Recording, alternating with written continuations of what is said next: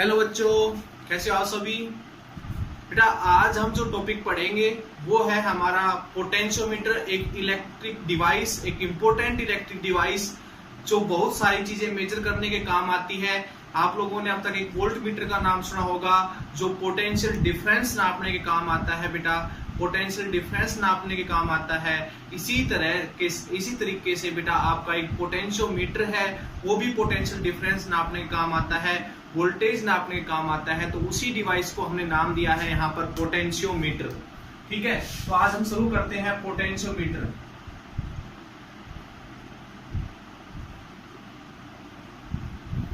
ये क्या है बेटा? एक इलेक्ट्रिक डिवाइस है जो मेजर करती है, measure potential difference, potential difference more accurate as comparison to voltmeter। Voltmeter से बस यही अंतर है इसके और इस पोटेंशियोमीटर के बीच में कि वोल्टमीटर एक्यूरेट वोल्टेज नहीं नाप पाता है, पोटेंशियोमीटर एक्यूरेट वोल्टेज नाप लेती है। फॉर एग्जाम्पल जैसे कि आपके पास मैं ये कहूं कि कम से कम अगर किसी भी सेल की वोल्टेज जो है, पोटेंशियल डिफरेंस है कोई सेल का, वो बहुत ही कम है। एक सेल है, इस सेल का पोटेंशियल डिफरेंस बहुत ज्यादा कम है। ठीक है, यानी पॉजिटिव और नेगेटिव के बीच का जो पोटेंशियल डिफरेंस है वो बहुत ज्यादा कम है। तो जैसे कि मान लेते हैं 0.005 वोल्ट है कि ये सेल है। ठीक है, तो अगर इसका आपने वोल्टेज नापनी है तो इसके लिए हम यूज करेंगे पोटेंशियोमीटर, ना कि वोल्टमीटर। फिर आप कहोगे सर हम फिर वोल्टमीटर का ही यूज क्यों करते हैं, फिर हर जगह पोटेंशियोमीटर यूज क्यों नहीं कर लेते? एक अच्छी डिवाइस है जो आज स्मॉल से स्मॉल और ज्यादा वोल्टेज को नाप सकती है, तो हम फिर पोटेंशियोमीटर का यूज क्यों नहीं करते? बेटा पोटेंशियोमीटर क्या है, साइज में बड़ा होता है। पोटेंशियोमीटर साइज में बड़ा होता है, वोल्टमीटर साइज में छोटा होता है। इसलिए बस इसी कारण हम इस वोल्टमीटर का ज्यादा यूज करते हैं as comparison to potentiometer. But potentiometer एक इंपॉर्टेंट डिवाइस है जो बिल्कुल एक्यूरेट पोटेंशियल डिफरेंस नापती है और बेटा स्मॉल से स्मॉल पोटेंशियल डिफरेंस को भी डिटेक्ट कर लेती है और लार्ज से लार्ज पोटेंशियल डिफरेंस को भी ये नाप सकती है। तो ये है आपके पास बेटा पोटेंशियोमीटर। क्या होता है पोटेंशियोमीटर के अंदर और किस प्रिंसिपल पे ये काम करता है? तो सबसे पहले बेटा हम इसके प्रिंसिपल की बात कर लेते हैं।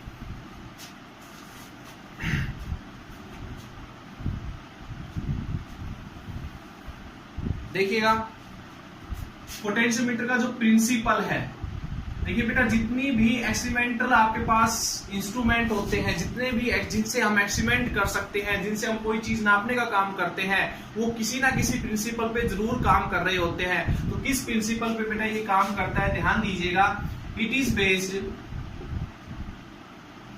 Is based on the principle of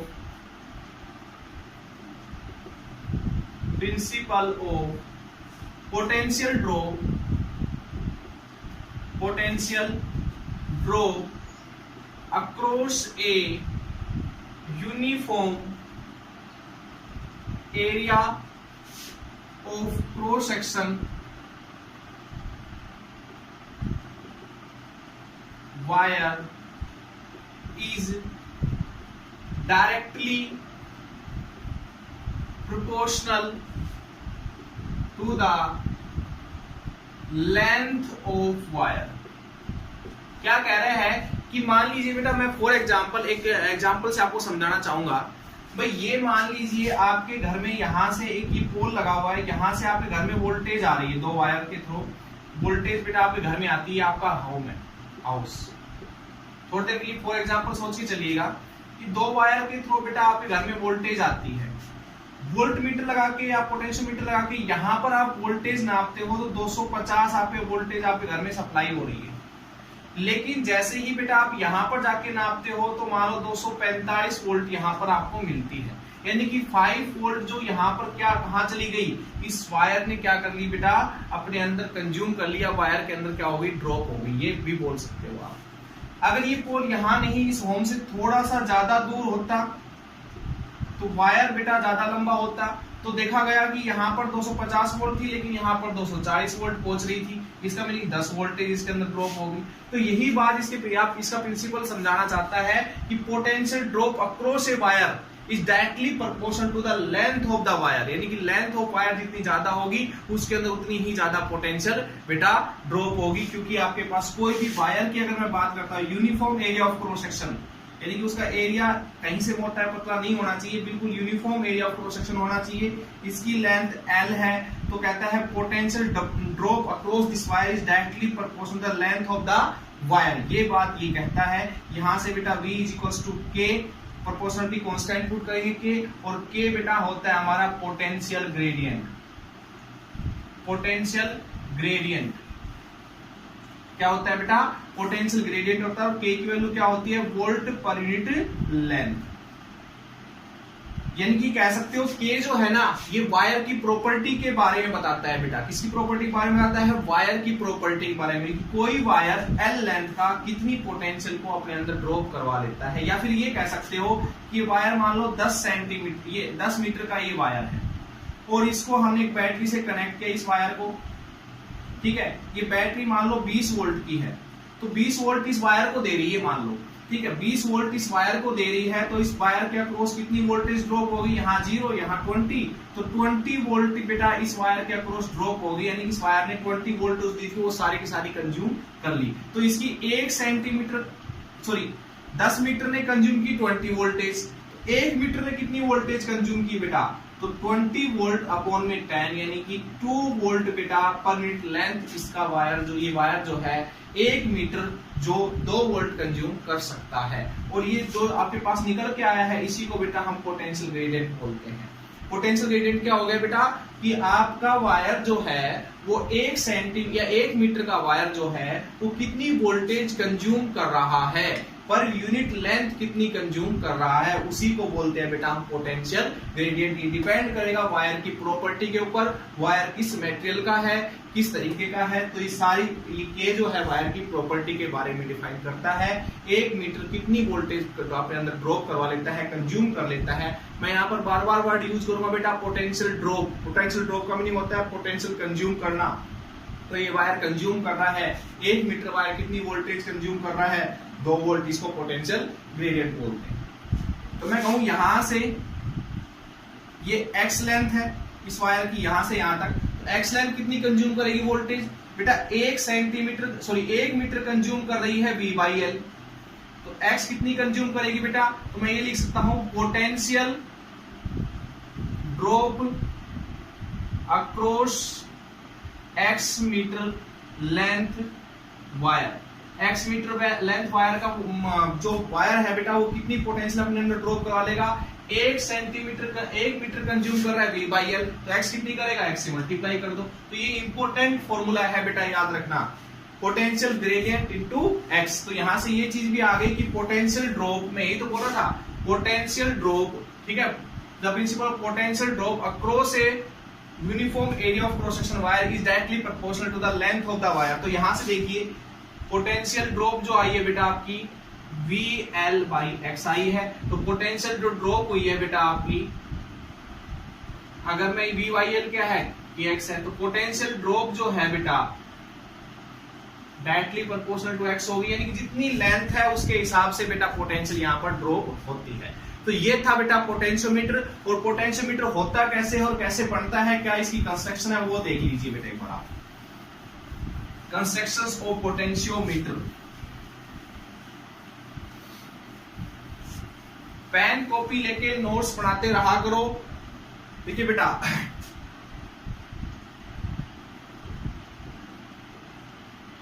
construction of potentiometer. देखिए बेटा, इसमें क्या होता है, एक वुडन का बेटा बॉक्स होता है या फिर एक फट्टा होता है वुडन का, लकड़ी का। इसके ऊपर एक वायर होता है मैग्नीन या कंस्ट्रक्शन का, कांस्टेंट का। ये वायर होता है बेटा uniform area of cross section का। यहाँ पर एक वायर होता है, ठीक है, uniform area of cross section का एक वायर होता है। इसके साथ एक बैटरी कनेक्ट होती है। ये मान के चलिए बैटरी थोड़ी ज्यादा वोल्ट की होती है बेटा, और रखनी भी पड़ती है हमें। और ये जो आपके पास A और B पॉइंट के बीच में जो वायर है, ये क्या करता है, इधर से दी गई वोल्टेज को अपने अंदर ड्रॉप करवा लेता है।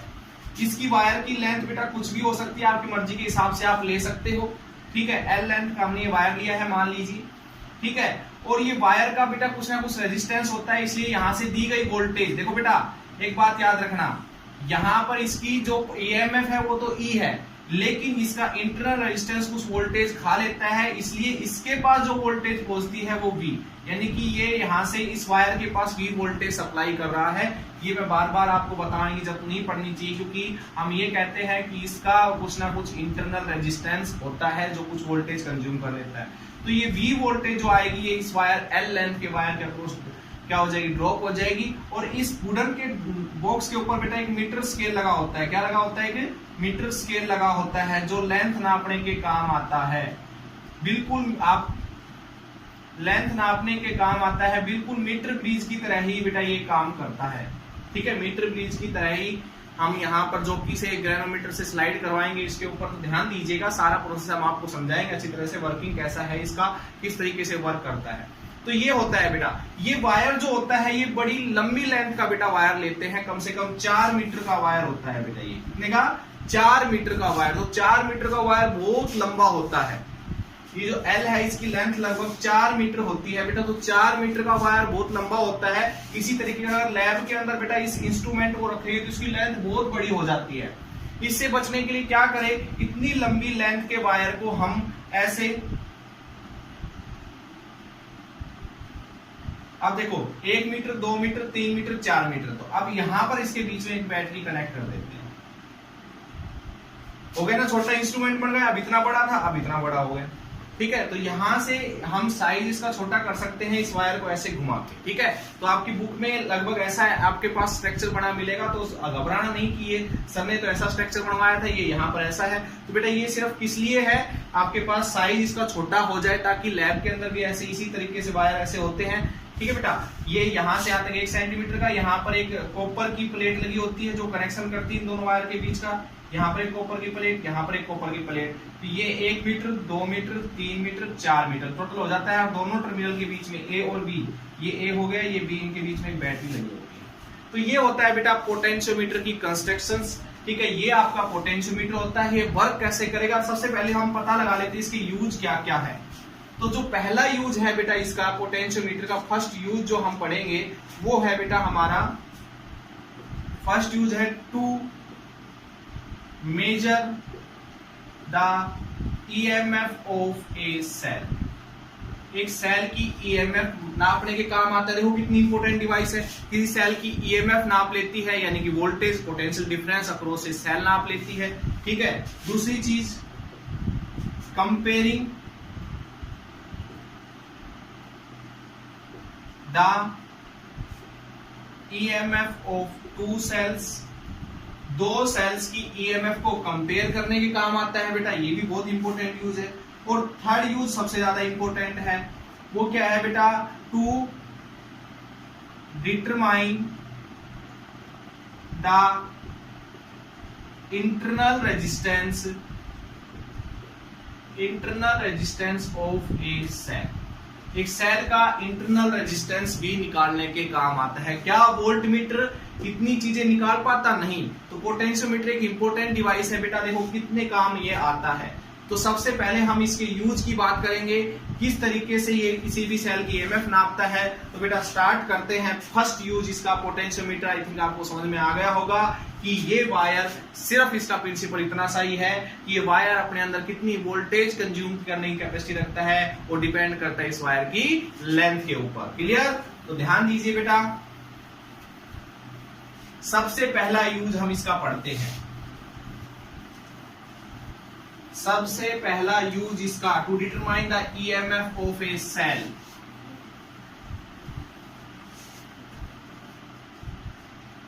फर्स्ट यूज है बेटा इसका, to determine the EMF of a cell.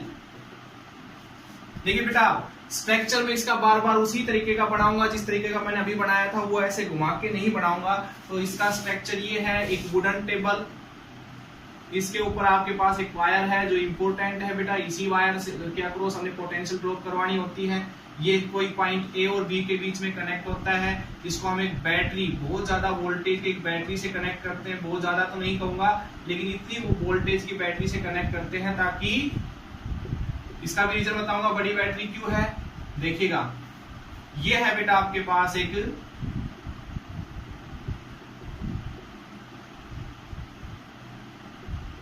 L length का वायर इसके ऊपर लगा हुआ है, ये एल लेंथ का बेटा वायर है। ये है आपके पास पोटेंशियोमीटर, ये इस सेल इसको बेटा पोटेंशियल दे रहा है V, यानी कि इधर की पोटेंशियल 0 और इधर की पोटेंशियल V। नेगेटिव हमने इधर रखा है, पॉजिटिव इधर रखा है, यानी कि इसके अक्रॉस कितनी पोटेंशियल ड्रॉप हो रही है बेटा, V-0, V पोटेंशियल इस वायर के अक्रॉस ड्रॉप हो रही है। अब जिस सेल की बेटा आपने EMF निकालनी है उसको हम कनेक्ट करेंगे इधर, इस सेल, ये हमने एक सेल ली। एक बात याद रखना, इधर नेगेटिव है ना इस सेल का, जो पोटेंशियोमीटर की सेल है, बैटरी है, उस बैटरी का नेगेटिव अगर इधर है तो इसका भी नेगेटिव इधर ही रखोगे, ध्यान रखना, नेगेटिव इसका इधर और पॉजिटिव इसका इधर। अगर इधर नहीं रखोगे तो गड़बड़ हो जाएगी, आपके पास कैलकुलेशन सही नहीं आएगी, एक्सपेरिमेंट सही नहीं होगा, ठीक है। दूसरी चीज, इसका कुछ ना कुछ बेटा इस सेल का इंटरनल रेजिस्टेंस होता है, वो बाहर की साइड में दिखा देता हूं, EMF की ये सेल है, इसको बेटा कनेक्ट करना है आपने गैल्वेनोमीटर, और उसको कनेक्ट करना है एक जॉकी से बेटा, इससे एक जॉकी से, जे नाम से हम यहाँ पर एक जॉकी लेते हैं। जॉकी को बेटा इसके ऊपर हम स्लाइड करवा सकते हैं, गैल्वेनोमीटर करंट नापने के काम आता है, ठीक है बेटा। गैल्वेनोमीटर करंट नापने के, जॉकी सिर्फ क्या है, इस वायर को टच करवाने के लिए, कि भाई वायर को यहाँ टच किया, कभी यहाँ टच किया, कभी यहाँ टच किया, कभी यहाँ टच किया, तो ये इसके साथ एक वायर लगा होता है जो गैल्वेनोमीटर कनेक्ट होता है, तो टच करवाते हैं। दूसरा कनेक्शन आपके पास यहाँ से है। अब बात ध्यान दीजिए, देखो बेटा, ये था हमारे पास स्ट्रक्चर इसकी, और ये काम कैसे करता है हम इसी टॉपिक के ऊपर आते हैं। तो देखिए बेटा, यहाँ इधर की पोटेंशियल तो 0 है, ठीक है। अब ये बैटरी बड़ी है, ये बैटरी मैंने कहा छोटी है, तो मान लीजिए थोड़ी देर के लिए फॉर एग्जांपल समझ के चलिएगा, इस सेल ने जो है ना इसको पोटेंशियल दी, मान लो 50 वोल्ट इस सेल को दे, इस वायर को दे रही है। ये जो बैटरी लगी हुई है ये इस वायर को 50 वोल्ट दे रही है, यानी कि इधर की पोटेंशियल 50 और इधर की पोटेंशियल 0। थोड़ी देर के लिए मान लीजिए ये भी आपकी 10 वोल्ट की है, क्या है, 10 वोल्ट की। थोड़ी देर के लिए मान के चलिए, अभी से निकाली नहीं है, सिर्फ एक फॉर एग्जांपल ताकि आपको जल्दी समझ में आ जाए। 10 वोल्ट की है बेटा ये, 10 वोल्ट की मैंने इधर का 10, इधर की 0 और इधर की 10 वोल्ट, नेगेटिव की उधर की 10 वोल्ट है, ओके। अब ध्यान दीजिए मेरी बात पे बेटा, ये 50 वोल्ट यहां से आना स्टार्ट करती है, ये वायर एक रेजिस्टेंस की तरह काम करता है, यहां तक आते आते 40 हो जाती है, यहां तक आते आते 30 हो जाती है, यहां तक आते आते 20 हो जाती है, यहां तक आते आते 10 हो जाती है, ठीक है। फिर देखिएगा, मीटर्स के हटा देता हूं बेटा मैं, क्योंकि ये फिर थोड़ा सा कंफ्यूज करेगा और कुछ नहीं है, सिर्फ हमें ये डिस्टेंस नापने का काम आता है। अब ध्यान दीजिए, फिर जब 50 वोल्ट इधर से आ रही है, इस वायर का रेजिस्टेंस है, तो यहां तक पहुंचते पहुंचते 40 हो गई, यहां तक पहुंचते पहुंचते 30 हो गई, यहां तक पहुंचते पहुंचते 20 हो गई, यहां तक पहुंचते पहुंचते 10 और यहां तक पहुंचते पहुंचते 0। अब देखिए, इधर से जा रही है 10 वोल्ट। अब इस जॉकी को अगर यहां से उठा के मैं यहां 10 वोल्ट का जो टर्मिनल था, ठीक है, इसके साथ कनेक्ट कर दूं, ये 5 है मान लो यहां पर, इसके साथ ऐसे यहां पर हमने टच करवा दिया, तो बेटा इधर की पोटेंशियल कितनी, 10, इधर की पोटेंशियल कितनी, 10, तो पोटेंशियल डिफरेंस कितना होगा, इस टर्मिनल और इस टर्मिनल के बीच का पोटेंशियल डिफरेंस 10 माइनस 10 यानी कि 0 पोटेंशियल डिफरेंस। तो मैंने कहा था, अगर सेम पोटेंशियल के बीच में कोई डिवाइस कनेक्ट है तो उसके पास करंट कभी नहीं जाएगा। अगर बेटा ये जो कि यहां पर कनेक्ट होती, ध्यान दीजिए, यहां पर कनेक्ट होती, मान लो 5 वोल्ट के ऊपर कनेक्ट होती, तो पोटेंशियल डिफरेंस होता 5 वोल्ट का, तो यहां से इलेक्ट्रॉन निकल गया, इधर से इलेक्ट्रॉन निकल के इधर आ रहे होते, जिससे इस सर्किट के अंदर क्या होता है, इस वायर के अंदर क्या फ्लो कर रहा होता, करंट। लेकिन हमने 10 इधर भी और इधर का भी पोटेंशियल 10 रखा, 10 पोटेंशियल होने की वजह से ग्लैनोमीटर के पास करंट नहीं जाएगा। तो ग्लैनोमीटर के पास करंट नहीं जाएगा तो ग्लैनोमीटर जो है आपके पास बेटा, उसकी जो सुई है वो 0 पे रहेगी। इसका मीनिंग इस सर्किट में कोई करंट फ्लो नहीं कर रहा। अगर इस पॉइंट के ऊपर टच करवाते ही आपके पास सर्किट में करंट फ्लो होना बंद हो जाए, तो इस पॉइंट को बेटा, ये जो पॉइंट है इसको जे नाम दे रहा हूं, तो ये बेटा आपका नल पॉइंट कहलाएगा। क्या कहलाएगा? नल पॉइंट, जहां पर ग्लैनोमीटर ने जीरो डिफ्लेक्शन शो किया है। ठीक है बेटा, क्यों किया जीरो डिफ्लेक्शन शो बेटा? फिर से रिपीट कर देता हूं, ये सेल इधर से 10 वोल्ट दे रही थी, इधर से आ रहा था बेटा आपका 50 कम होते हुए 40, 30, 10। ठीक है बेटा, ऐसे मान लो यहां पर 10 हो गया, तो इधर से जैसे ही ये वायर टच हुआ तो इधर की 10 वोल्टेज, इधर की 10 वोल्टेज, तो पोटेंशियल डिफरेंस क्या होगा? जीरो, यानी कि इसके पास कोई करंट फ्लो नहीं करेगा। अगर इधर से कोई करंट फ्लो नहीं करेगा तो सेल से होके भी कोई करंट नहीं जाएगा, सेल से होके करंट नहीं जाएगा तो इसका इंटरनल रेजिस्टेंस यहां पर काम नहीं करेगा। बेटा इंटरनल रेजिस्टेंस कब काम करता है? जब उस सेल के अंदर से करंट फ्लो होता है। तो यानी कि मैं ये कह सकता हूं कि यहां से ये जो वायर है, यहां से इस ए पॉइंट से और यहां तक का वायर जो है वो एक्स लेंथ का है।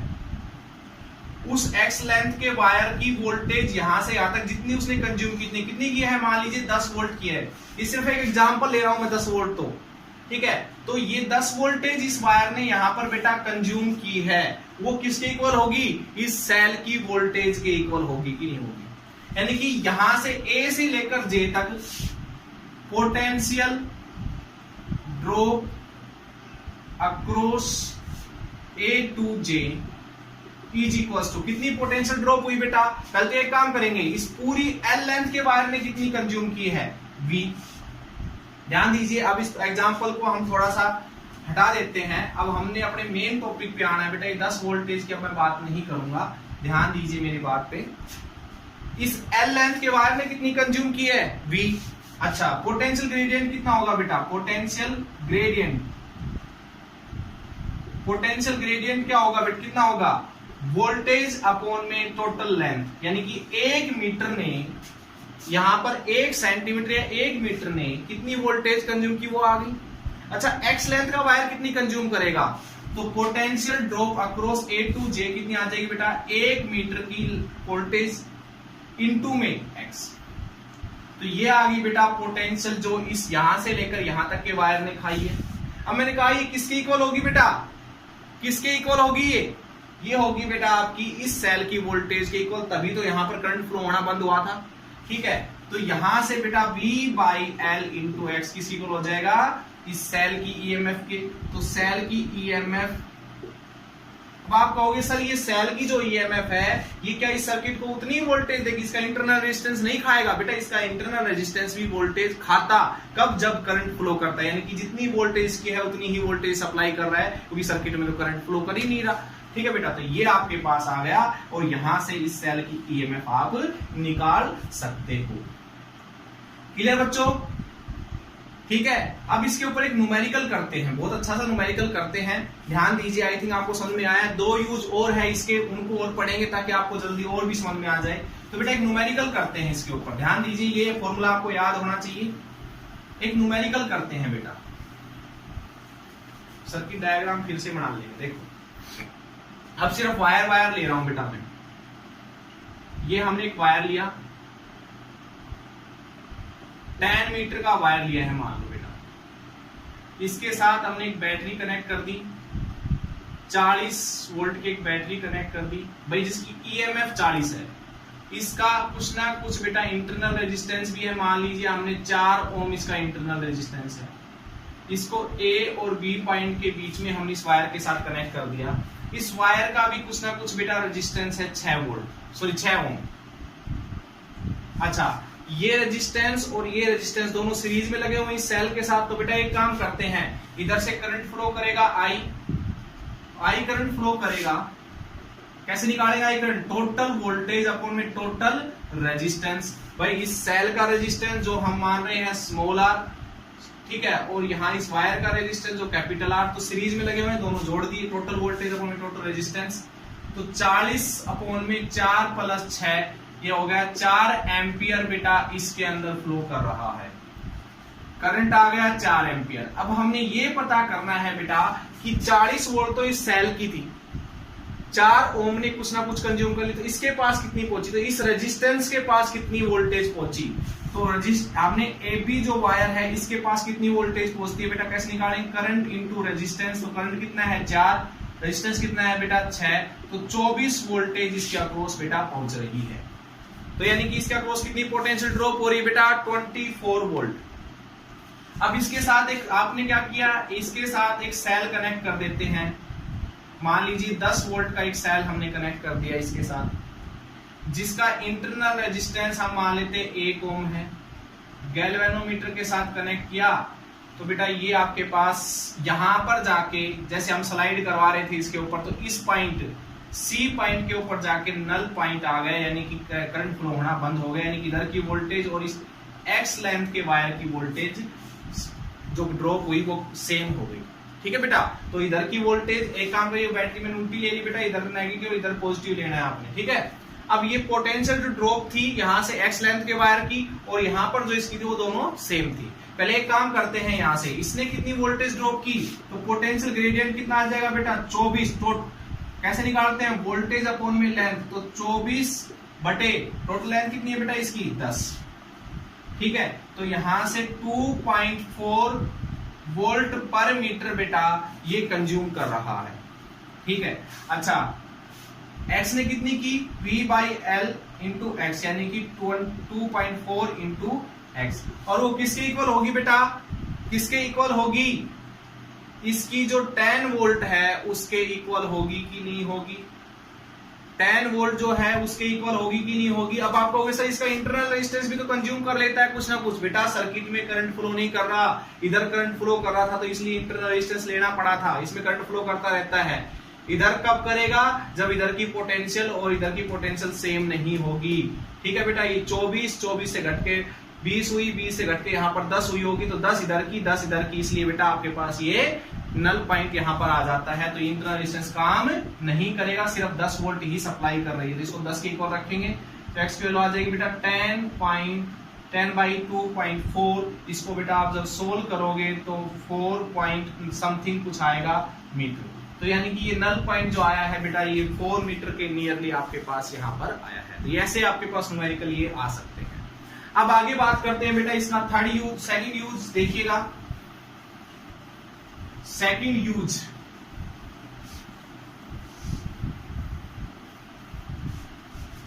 यूज देखिए बेटा इसका बी, कंपेयरिंग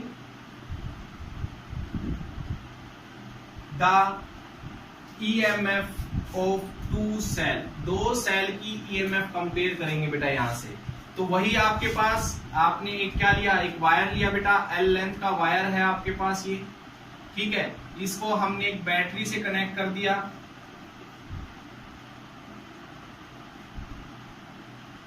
इस बैटरी का कुछ ना कुछ इंटरनल रेजिस्टेंस तो ले ही लिया करो बेटा इसके साथ। ओके, ये ए और बी में यहां से आपके पास पॉइंट के बीच में कनेक्ट है। इसकी ईएमएफ ई है, लेकिन इसने जो वोल्टेज इसको दी है वो वी वोल्टेज बेटा इधर दी है, इसको कितनी दी है, वी वोल्टेज इस वायर को दी है। अब हमने 2 बैटरी लेनी है बेटा जिनका ईएमएफ कंपेयर करनी है। एक बैटरी यहां लगाई, दूसरी बैटरी यहां लगाई, इसके साथ एक की लगाई बेटा, इसके साथ एक की लगाई हमने, और हमने इन दोनों को एक गैल्वेनोमीटर से कनेक्ट करके जॉकी से कनेक्ट कर दिया बेटा। इसको आप स्लाइड करवाएंगे इसके ऊपर।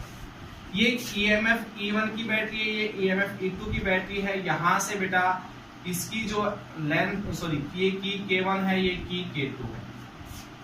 अब मेरी बात पे ध्यान दीजिएगा। सबसे पहले पहला पॉइंट, व्हेन की K1 इज क्लोज्ड, K1 की को क्लोज करते हैं एंड K2 इज ओपन, और K2 को ओपन रखते हैं। ये बैटरी डिस्कनेक्ट है सर्किट से, सिर्फ ये बैटरी लगी हुई है। तो बेटा इस जॉकी को हम स्लाइड करवा रहे थे, ये एल लेंथ का वायर है। इस जॉकी को हम स्लाइड करवा रहे थे तो जॉकी स्लाइड होके यहां पर मान लो इस पॉइंट सी के ऊपर जो लेंथ L1 लेंथ के ऊपर जाके ये करंट फ्लो होना स्टार्ट हो गया, यानी कि इसकी पोटेंशियल और इस वायर के अंदर जो ड्रॉप हुई है वो पोटेंशियल दोनों मैच हो गई। ठीक है बेटा, इसका मीनिंग यहां से पोटेंशियल ग्रेडियंट निकालेंगे, V अपॉन में L आ गया बेटा, और यहां से पोटेंशियल ड्रॉप अक्रॉस AC का क्रॉस कितनी पोटेंशियल ड्रॉप हुई है बेटा, कैसे निकालेंगे, V by L into L1। ठीक है बेटा, और ये किसके इक्वल होगी, V by L into L1 किसके इक्वल होगी बेटा, E1 के इक्वल होगी। तो इक्वेशन आ गई बेटा फर्स्ट। ओके, अब क्या करते हैं, इसको कि K2 इज क्लोज्ड, K2 को अब क्लोज करते हैं and K1 is open, K1 को ओपन रखते हैं बेटा आपकी बात। तो ये डिस्कनेक्ट हो गया, इसको हम क्लोज कर लेते हैं, ठीक है, इसको हम क्लोज कर लेते हैं।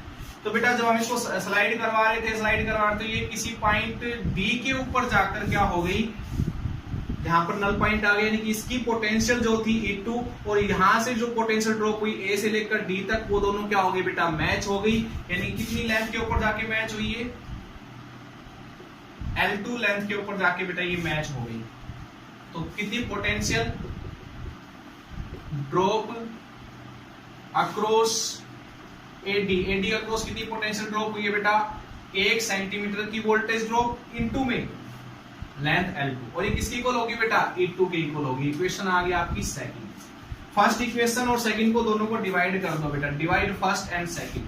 तो डिवाइड करना V by L L1 E1 upon में V बाई L L2, और इसके नीचे आ जाएगा बेटा E2, ठीक है। ये कैंसिल इससे, तो E1 by E2 is equals to L1 by L2। L1 by L2 यहाँ पर जो मीटर स्केल लगा होगा उससे देख के निकाल सकते हो। तो E1 E2 कंपेयर नहीं हो जाएगी यहाँ से, तो ये रिलेशन आ गई comparison between two cells. Okay, next देखिए बेटा थर्ड यूज इसका, थर्ड यूज देखिएगा।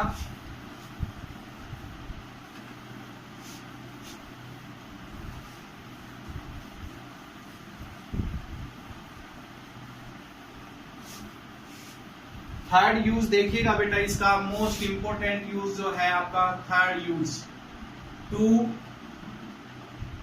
डिटरमाइन द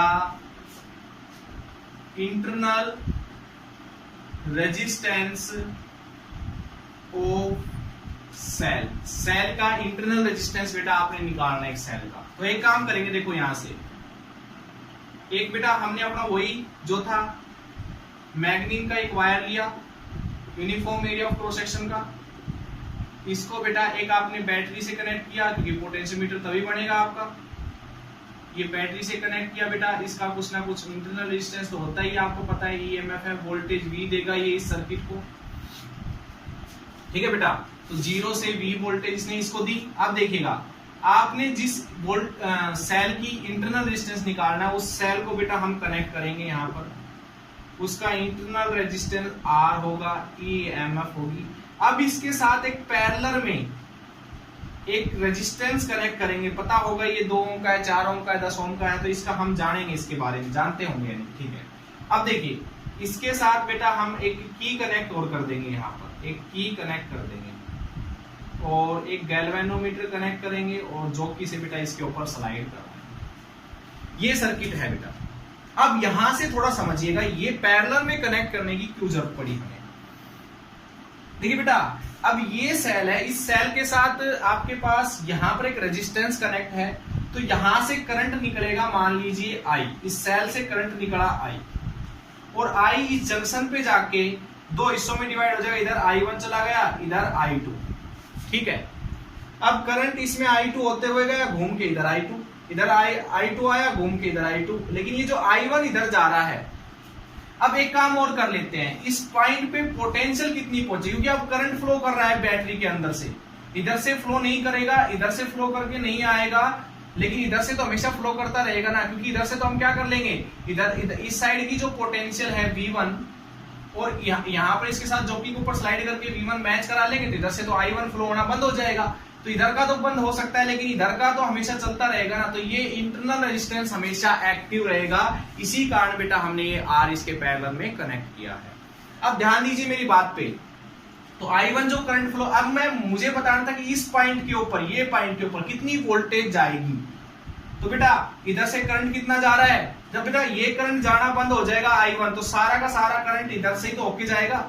भाई ये देखो यहां से I2 हिस्सों में टूट गया, I1 और इधर I2 की कनेक्ट कर दे, तो इधर से करंट अगर जाना बंद हो जाए तो ये सारा I इधर से एंटर करेगा, इधर से होके चला जाएगा, I2 की जगह I आएगा फिर जब इधर से करंट जाना बंद हो जाएगा।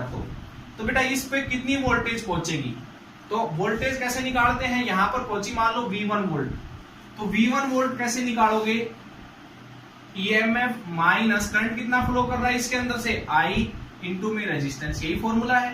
भाई अब की बार इसका इंटरनल रेजिस्टेंस 0 नहीं हुआ, क्यों? क्योंकि अब की बार करंट फ्लो कर रहा है। जब तक किसी सेल में करंट फ्लो करता रहेगा, जब तक वो रेजिस्टेंस एक्टिव रहेगा, तो हमें इधर से करंट फ्लो करके ना आए तो कोई बात नहीं, हमारा करंट इधर से तो फ्लो करता रहेगा हमेशा, तो इसका इंटरनल रेजिस्टेंस एक्टिव रहेगा। इसी कारण बेटा हमने इसके साथ ही कनेक्ट किया है।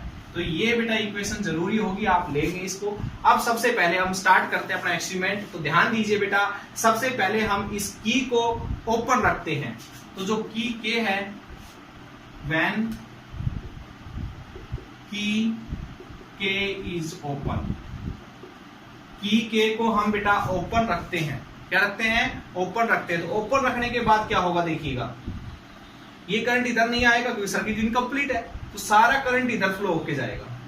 और फिर हम इसके ऊपर स्लाइड करवाएंगे तो L1 लेंथ के ऊपर जाके इधर की पोटेंशियल जो है वो मैच हो जाएगी। तो इधर से कितनी पोटेंशियल आ रही है, जब ये एक्टिव नहीं है तो इधर से बेटा पूरी उतनी ही वोल्टेज आ रही है जितनी सेल की है। मैंने कहा इधर से ये एक्टिव रखने से क्या होगा, करंट हमेशा फ्लो करता रहेगा, तो ये उतनी वोल्टेज नहीं दे पाएगा। अभी कितनी वोल्टेज देगा इधर कितनी वोल्टेज देगा बेटा इसको, जितनी इसकी सेल की ईएमएफ है। तो हम सबसे पहले निकालेंगे एल लेंथ का ये वायर था बेटा, तो कितनी पोटेंशियल ड्रॉप हुई 1 सेंटीमीटर के लिए V/L। L1 लेंथ के लिए कितनी ड्रॉप होगी L1, और साथ में किसकी इक्वल होगी बेटा, वो सेल की ईएमएफ की इक्वल। अभी से ये करेक्ट नहीं है, पहले एक्सपेरिमेंट जो हमने पहला यूज किया था उसी तरीके से है बिल्कुल से। तो ये आ गई क्वेश्चन नंबर 2 बेटा। अब व्हेन की के इज क्लोज्ड, क्लोज कर देते हैं अब की के को, यानी कि इसको हमने कर दिया क्लोज्ड। ठीक है, क्लोज करने से क्या होगा, इधर ई वोल्टेज जा रही थी, अब की बार इधर ई नहीं जाएगी, अब इधर की बार इधर V1 जाएगी, क्योंकि अब की बार करंट इधर से फ्लो होके इसके पास आता रहेगा, तो इंटरनल रेजिस्टेंस हमेशा वोल्टेज खाता रहेगा और V1 आपके पास यहां पर वोल्टेज जाएगी। तो इधर जाएगी V1, और तो हम स्लाइड करवाएंगे यहां पर जाके, मान लो ये इधर से जा रही है V1, इसके पास भी आ रही है V1, क्योंकि इधर और इधर दोनों पैरेलल में है, तो इधर से जा रही है V1, तो V1 वोल्टेज जा रही है, पहले क्या जा रही थी, E जा रही थी, अब की बार क्या जा रही है, V1 वोल्टेज जा रही है। तो बेटा यहां से क्या हो जाएगा देखिएगा, ध्यान समझिएगा। तो इस वायर की निकाल लेते हैं, वायर ने 1 सेंटीमीटर के लिए कितनी वोल्टेज खाई V/L, L2 लेंथ के लिए कितनी खाएगा L2, और वो किसकी इक्वल होगी बेटा, V1 वोल्टेज जो इधर से जा रही है। तो V/L L2 E-IR, V1 की वैल्यू जो थी वो पहले रख ली मैंने कि जब ये रेजिस्टेंस एक्टिव रहेगा तो बेटा यहां से एक काम करेंगे हम, यहां से फ्रॉम इक्वेशन, ये इक्वेशन आ गई 3rd, इस इक्वेशन से हम V/L की वैल्यू निकाल लेंगे। तो V/L की वैल्यू क्या आएगी, E/L1 ये आ जाएगी। ये V/L की वैल्यू उठा के यहां पर रख लेते हैं बेटा। तो E/L1 L2 E-IR। अच्छा I की वैल्यू और बताओ, I क्या है, इसमें फ्लो करने वाला करंट, इधर करंट नहीं जा रहा तो सारा का सारा I इधर फ्लो करेगा। तो करंट निकालने का फॉर्मूला क्या होता है, टोटल वोल्टेज इस सेल की वोल्टेज अपॉन में R प्लस R, ये रेजिस्टेंस और ये रेजिस्टेंस, तो यहां पर उठा के ये भी रख ली जाएगी वैल्यू। E L2 अपॉन में L1, ये left hand side, E minus E/R plus R into में R। I की वैल्यू रख ली हमने, सोल्व कीजिए, I कॉमन लीजिए ऊपर से और कैंसिल कर दीजिए दोनों साइड, इधर भी E है, E कॉमन लेना है, सॉरी E कॉमन लेना है और कैंसिल कर दीजिए, 1 माइनस R अपॉन में R प्लस R, ये आ गया बेटा। अब इसको सोल्व कर लेते हैं, इसको साफ कर रहा हूं मैं, सोल्व करेंगे बेटा इसको इधर ले आते हैं, R प्लस R, ये उधर जाएगा 1 माइनस L2 अपॉन में L1। अब बेटा पलट एक काम करेंगे, एलसीएम लेंगे यहाँ पर, R प्लस R, एलसीएम ले लेंगे L1 माइनस L2, पलट लो इसको, R प्लस R अपॉन में R, L1 अपॉन में L1 प्लस L2। बेटा इसको सोल्व करेंगे, देखिए क्या आएगा, इसके नीचे लिखेंगे R अपॉन में R प्लस 1 हो जाएगा बेटा, ये दोनों नीचे डिवाइड करोगे तो ये आएगा, R के नीचे ये स्मॉल R आ जाएगा, ये 1 हो जाएगा, L1 अपॉन में, सॉरी ये माइनस था बेटा यहाँ पर, माइनस L। तो यहां से बेटा इसको उधर लेके जाएंगे, L1 और ये माइनस का हो जाएगा बेटा, इसको सोल्व करेंगे तो ये क्या आएगा L1 minus L2, L1 minus L1 plus L2 हो जाएगा बेटा, एलसीएम लेंगे तो ये इससे कैंसिल, ठीक है। अब बेटा क्या आएगा देखिएगा, यहां से ये आ जाएगा ऊपर L2 बचेगा, इसको पलट लो बेटा, R ऊपर स्मॉल r नीचे, L1 माइनस L2 अपॉन में L2 ये हो जाएगा, और ये आ जाएगा, ये उधर चला जाएगा बेटा, L1 माइनस L2 अपॉन में L2 और इनटू में R। इस फॉर्मूले से हम इंटरनल रेजिस्टेंस निकाल सकते हैं। L1 L2 मीटर स्केल पे देख लेंगे बेटा, और R हमने कनेक्ट किया हुआ अननोन रेजिस्टेंस, अननोन नहीं है, नोन है, जानते हैं इसके बारे में, वो रखेंगे और यहाँ से इंटरनल रेजिस्टेंस ऑफ सेल आ जाएगा। ओके बेटा, क्वेश्चन निकालिएगा इसके ऊपर, न्यूमेरिकल निकालिएगा। जब तक के लिए ऑल दी बेस्ट।